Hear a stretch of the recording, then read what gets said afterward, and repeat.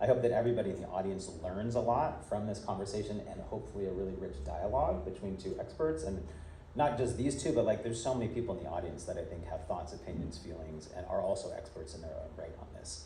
I've heard a lot of people say like, I'm ready to ask a question. So anyway, I hope that it's lively. I hope that we get a lot out of it. I hope you all have grace with me as a moderator, with them as speakers. And with that, I think the structure that we'll have today, we have a couple slides to set it off. Linley will go first, and then Kelly, and then I'll have them introduce themselves, and then we'll just get into some questions back and forth, and definitely time for you all. Okay, so you should be there. Well, I started this journey as a gardener growing up. I was that kid that knocked on my neighbor's doors to gather compost. And then went into academia for a little while, always knowing I was going to start an organic farm at some point. But I'm so grateful for that time in academia. I studied soil science, went on to work for the USDA in their systematic mycology lab.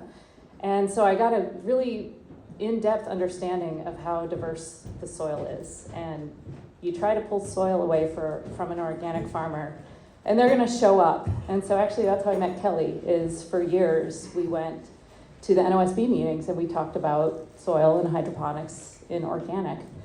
And I remember when I met Dave for the first time, first of all, he was a god to me because I've been obsessed with tomatoes. And Elliot Coleman introduced Dave Chapman as the best organic tomato grower in the country. He is. And so to be able to be mentored and work with the farmers that are part of this project, it's really a dream come true. But these were really exciting meetings because for the first several years when I was going to the meetings, farmers didn't generally show up to the NOSB meetings, but we started to talk about hydroponics and they were showing up. And I remember the 2017 decision when we were trying to at least come up with a compromise to figure out whether, can we figure out if it's growing in a container, how can we put some standards around it? Can we limit the fertility that's applied through liquid feed? And when it was a compromise. Nobody was really happy with that decision, but it got voted down. And the National Organic Program was saying hydroponics has always been allowed. And what I want to do today is just figure out how we got to that point where the NOP was saying this has always been allowed, because that's not the understanding of the people who wrote the legislation for the farmers that have been growing organically for decades. And it really is a story of top-down decision-making and the loss of democracy. And I think it's a really important thing that's happening, these little micro issues, it's happening overall in our culture where we're really losing our rights as people to be able to define what we hold most dear in life. And Drew says she lives and breathes organic. Many of us do. And anyway, when I met Dave, that's the question he posed to me. What are we at risk of losing here? So many farmers were showing up and we lost that vote. And we've all been asking ourselves that, what are we at risk of losing? So I came from a conference this morning where I was presenting this talk. So it's not exactly tailored to you, but the issue is prevalent it was the Sustainable Food Summit. And it might as well have been called the Regenerative Food Summit because all of the conversation was around the word regenerative and the definition of regenerative and gaps in organic, really. Where are the gaps and why is there even a need for a regenerative movement right now? And so that's what we're at risk of losing, is really 50 years of building an organic program with a word that is defended by law. And so I actually, Daryl, we're having this conversation because I think we can gain something out of it. I think we can actually, I still have hope that we can create change. I did sit down with someone from Driscoll's right after my presentation. And he said, well, let's come to the table and talk together. I said, well, the first thing we need to do is agree that what you're doing is hydroponic production, because if you go to your Driscoll's website, it says we do not grow hydroponically. And it's very different what we're doing. We're growing in containers. Well, all hydroponic production is done in containers. The definition of hydroponics is supplying the plant with liquid feed, plain and simple. It's not complicated, but I think it's like a tried and true strategy to distract us. And we get caught up in these discussions over, well, what is hydroponic? What is container growing? And that's what happened at that 2017 meeting. It's like, this is so confusing. You know, where does the line stop for what is container and what is hydroponic? And I don't really know how to define it. Well, the rest of the world has had no trouble defining it, right? We have transplants, and we feed those transplants sometimes from things from the national list. And then when they go in the ground, we no longer need to feed them because we've fed the soil ahead of time with organic matter and fertility. These are just things that organic farmers understand. This is my farm here. We grow our fertility in the aisles. Actually, until I met Helen Attow, does anybody know her? Yes. I felt like the weirdest farmer ever because this just was intuitive to me, like where the tractor wheels go, let's keep it perennially covered. And I was so pleased to find that there was another farmer growing the way that I was. We're big time composters. Anybody who does compost knows you have to think about your carbon to nitrogen ratio. If you're just putting in liquid feed, you don't have to think about carbon, right?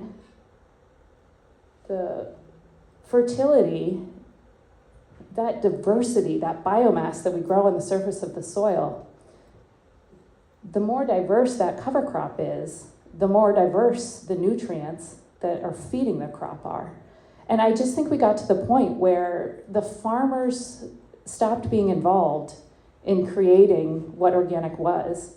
In Europe, they have these add-on labels. It's really common. It's the CCOFs, it's the MAFCAs, the VOFs. When the EU developed an organic standard, they all decided to stay really active and use this concept of continuous improvement. That is what organic farming has always been, right? That's why the NOSB was created, was to continuously improve. And so they didn't just walk away and say, okay, our government has this now. They kept, they were skin in the fight or whatever. They really decided they needed to keep being involved. And I think that was the mistake that we made in the US. And so the Real Organic Project as an add-on label is just bringing that concept of continuous improvement back. And so we're not just saying hydroponics shouldn't be part of organic. We're pushing the needle further on a lot of issues. I do want to bring this point of tillage to the forefront because when we went to the OFA, Organic Farmers Association, when we went to Washington, D.C. and started lobbying for organic to be in the Farm Bill, they all said organic can't be climate smart because you all till. And I just want to talk about these mycorrhizae that everybody talks about with tillage. They can survive for 6 months in dried roots. And the spores survive for 10 years. So this idea of fostering soil fertility by incorporating a cover crop into the soil, you're not harming the mycorrhizae. They know how to survive. They know, and they're generalists. They know how to reinfect the next plant. What do you think they do in the winter, right? So a lot of times people will show these ectomycorrhizae, which you can actually visually see, but that's not what we're talking about here. We're talking about endomycorrhizae that have these awesome, like this is all within a cell, very intimate connections. And there are bacteria that are very diverse and they're flowing inside the hyphae that are inside the plant cell. So this is cool stuff. And farmers, even if they don't understand the details, organic farmers have this humbleness and humility to them that this system is really complex.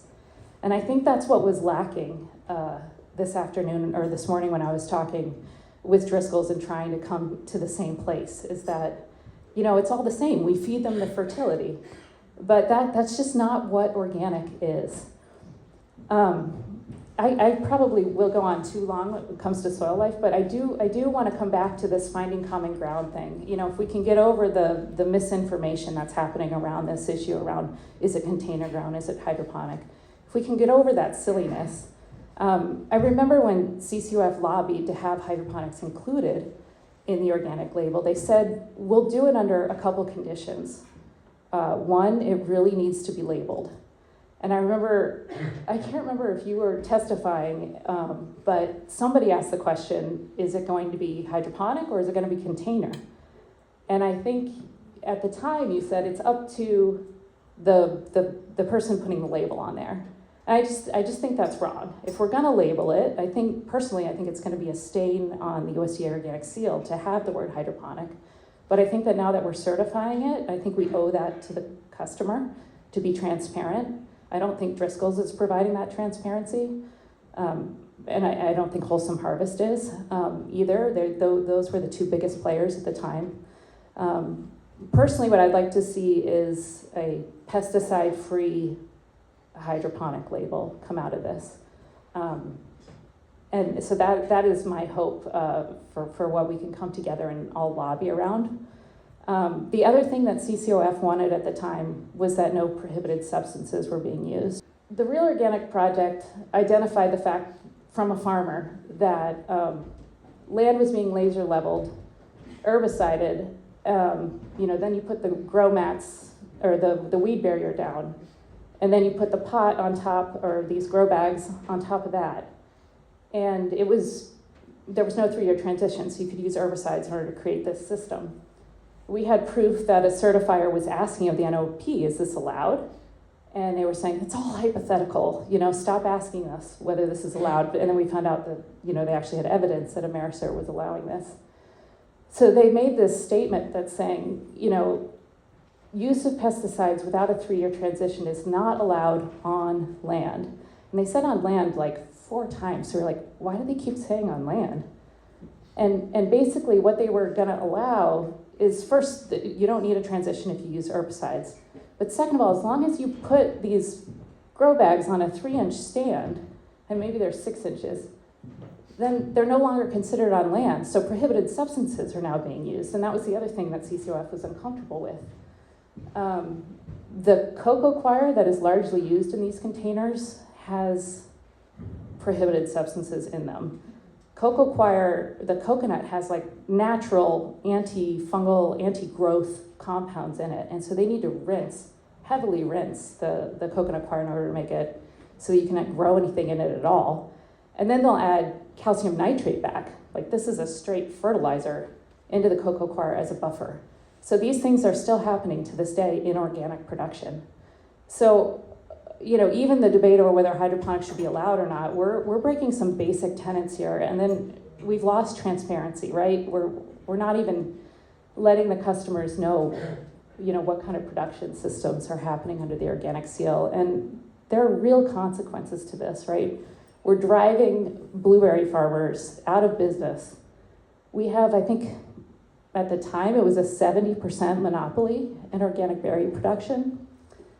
And that is a real loss of democracy. So this decision came from the top down, not from the bottom up. And I guess that's what I'm asking to bring back, is that organic is owned by all of us. And we need to get much more active, much more involved, much louder about this. Don't worry about people that will call you a circular firing squad. We all have to be on the same team. Anybody who's organic is welcome under a big tent. These are some of the things that get thrown at me when you start to talk about these issues. But in the end, this is our movement, and we really need to defend it.